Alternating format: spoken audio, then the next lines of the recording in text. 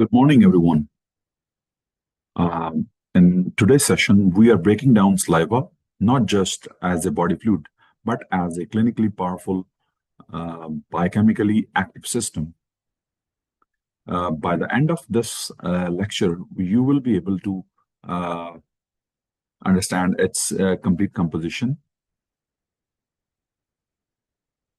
explain its function with the clinical correlations, connect saliva to real patient scenarios, from dry mouth to infections, right? And most importantly, you will never look at saliva the same way again.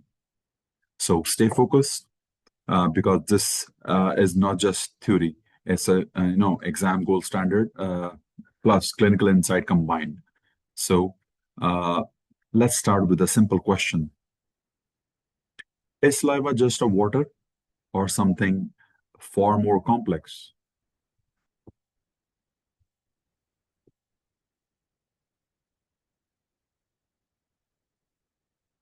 All right. So let's start with the introduction of saliva, right? Most students think saliva is just water in the mouth, right? But in reality, it is a complex biological fluid with diagnostic, protective, digestive, and regulatory functions, right? In clinical practice, especially in dentistry and medicine, saliva plays a critical role in oral health, infection control, digestion, even systemic disease detection, right? So let's approach this topic not just theoretically, but with the clinical mindset.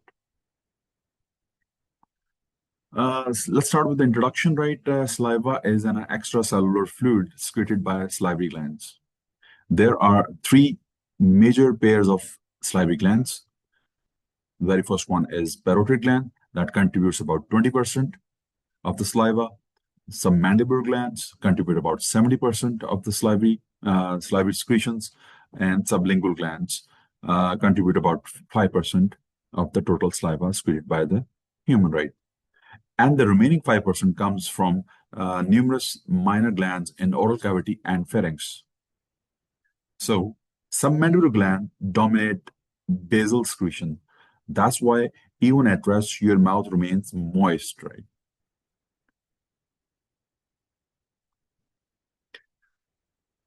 So what is the difference between the secretions secreted by the different, glands or pair of glands, right? Each gland produces a different type of saliva, depending on its function, right? Parotid gland produces a watery, enzyme-rich secretion, mainly alpha amylase. Sublingual gland produces thick, viscous saliva, rich in mucus or mucins, while the submandibular gland produces mixed secretion, both serous and mucus in nature.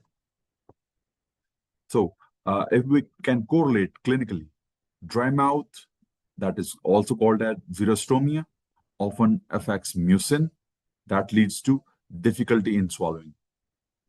While if we consider parotid dysfunction, that affects digestion of carbohydrates, as it is responsible for the secretion of alpha amylase that is responsible for the carbohydrate digestion in your mouth or oral cavity. Let's come to the composition of saliva. Saliva is 99.5% of water, but the remaining 0.5% is biochemically very important. It can be divided into, its constituents like inorganic and organic constituents. Inorganic composition may contain sodium, potassium, calcium, chloride, phosphates, bicarbonates, and thiocyanate can be detected in smoker's saliva. That is of exam oriented. One of the MCQs that can be come in your exam in MCQs. Which one of the inorganic constituent can be detected in or is present in smoker's saliva? That is thiocyanate, right? So let's come to the organic constituents. Organic composition or components may contain salivary amylase, that is also called as ptyalin, lingual lipase, mucins, lactic acids or ascorbic acid, choline, phenols, urea, glucose, and enterases, lysozymes, carbonic anhydrase, and phosphatases and ribonucleases. So the composition is not constant. It changes depending on the type of stimulus, rate of secretion, and the type of gland involved. So composition may vary. It depends on some of the factors described above, right? Organic composition, right, or organic constituents. Uh, Saliva contains several bioactive molecules. Callicarine, one of the organic component, produces bradykinin that causes vasodilation, right? Another important organic component is IgA, that is immunoglobulin, right? That provides immune protection, right? Another component is lactoferrin that inhibits bacterial growth. Another one is proline-rich proteins that have the protection against the tooth enamel, right? Protect the tooth enamel, right? So saliva is the part of the first line of defense in oral immunity. Let's come to this characteristic of saliva. Let's talk about the volume. About 1 to 1.5 liters per day is excreted by the normal human or individual, right? So it's very high volume, right? Resting secretion is about 20 ml per hour, right? And the pH is about 6.4 to 6.9 initially, but in mouth it becomes slightly alkaline up to 7.8. Why pH changes? Because saliva loses carbon dioxide in oral cavity. And what is its significance? Alkaline saliva helps neutralize acids and prevent dental caries, right? Uh, this is an overview about the functions of saliva. Saliva perform multiple essential functions like lubrication, solvent action, cleansing, digestion, excretion, water balance regulation, dehydration, and esophageal protection. So saliva is not a single function fluid. It is a multifunctional and essential for the survival, right?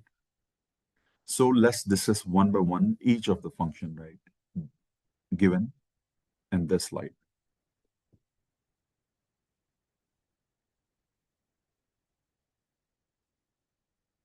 Lubrication and moistening. This is the most important function.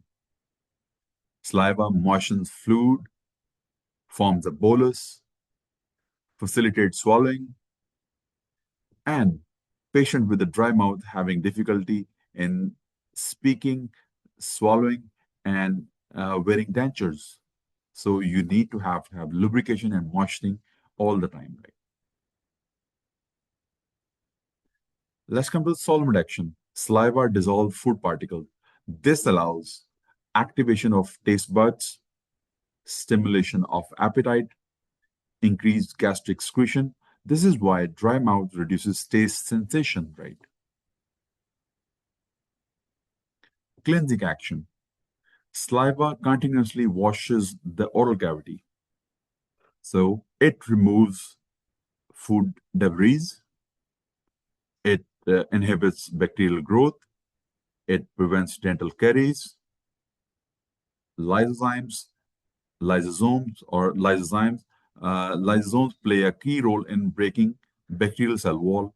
So this, if we discuss clinically, the reduced saliva may increase the risk of dental caries and oral infections.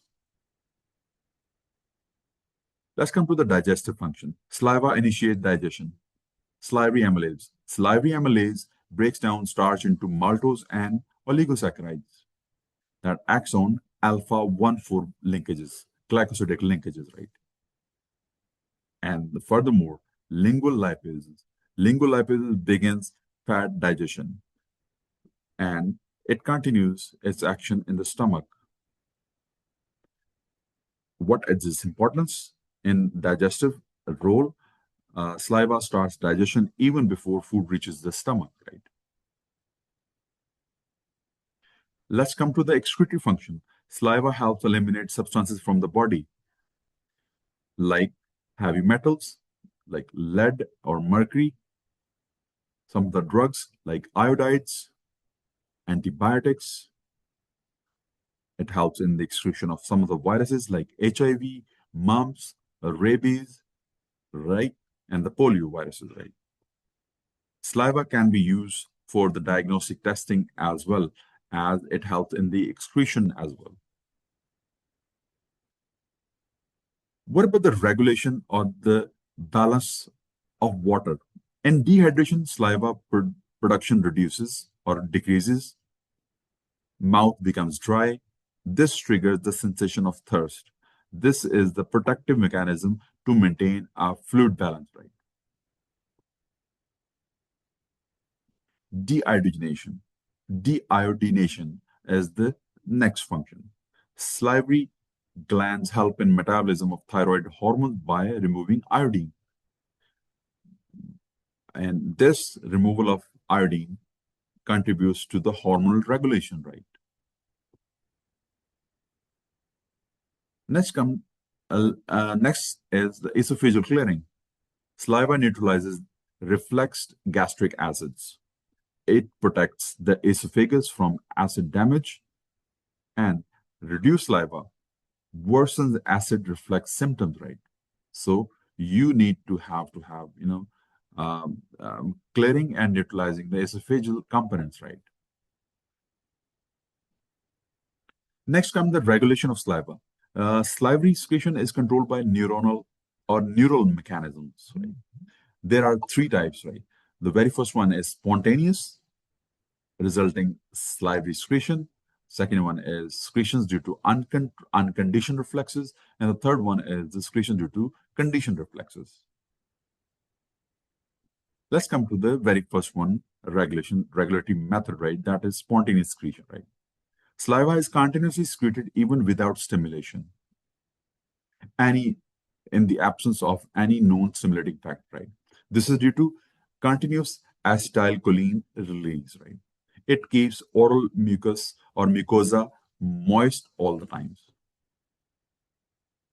The other one is unconditioned reflexes, secretions due to unconditioned reflexes. When the food enters the mouth, receptors are stimulated. There are signals go to the salivation center in the medulla, and then saliva secretion increases.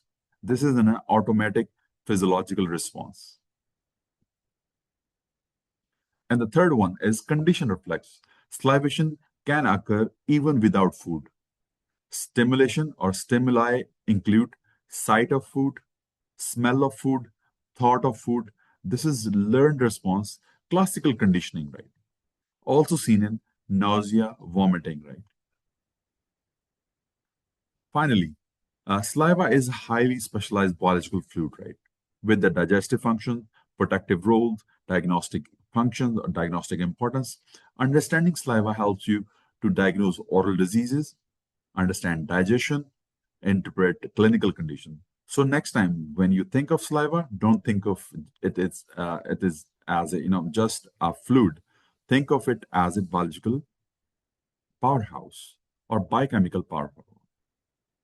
So thank you very much for your attention. If you like this content, this session, do subscribe, like, and share the channel. Thank you very much.